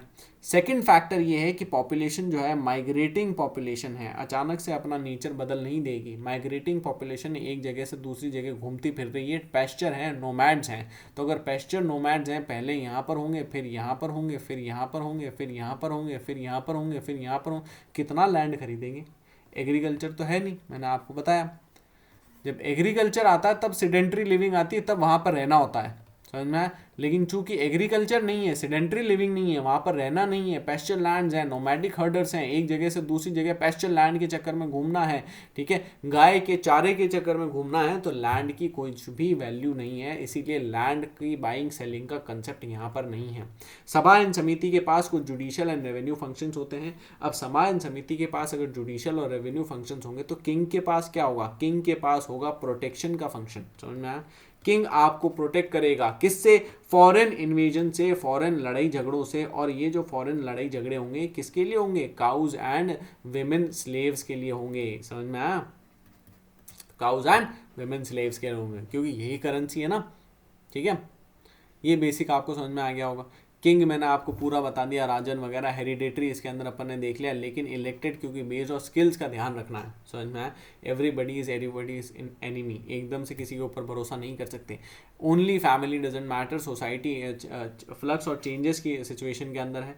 और बलि के लिए काम करते हैं, टैक्स इसका मतलब यहाँ पे होते नहीं है। काउ और विमेन ये मैंने आपको बता दिया है। उसके बाद में यहाँ पर एक अपर हाउस लोअर हाउस ये अपन ने देख लिया, समिति एंड सभा। और यहाँ पर ये कौन कौन है, अच्छा क्या इसके अलावा और कोई असेंबलीज है? नहीं, इसके अलावा भी असेंबलीज है, जैसे कि विधाता एंड गणा। अब ये क्या है अभी समझते हैं। ये एसओपी वगैरह ये तो आपने समझ लिया है ना। वर्क ऑफ किंग अपन ने देख लिया, टू प्रोटेक्ट हाउस। अब अगर इनका ये वर्क है, किंग का ये वर्क है, तो ऐसा तो है नहीं कि भाई ये किंग अकेले ही इसको निभा सकता है। बाहर से इधर उधर राइट लेफ्ट से जो भी लड़ रहे हैं, अकेले ही आदमी लड़ता रहेगा, है ना, गोटे घुमाता रहेगा, ऐसा तो हो नहीं सकता। इसको एक आर्मी की जरूरत पड़ेगी। क्या आर्मी स्टैंडिंग आर्मी होगी, यानी कि परमानेंट आर्मी होगी? नहीं होगी, पॉपुलेशन ही बहुत ज़्यादा कम है, समझ में आया। ठीक है, परमानेंट आर्मी, पॉपुलेशन कम है, रिसोर्सेज कम है, परमानेंट आर्मी नहीं रखी जा सकती है। तो टेम्पररी मिलिशियाज होंगे, जिन मिलिशियाज को आप जो है ऑर्गेनाइज करोगे, जिन मिलिशियाज को आप हायर करोगे।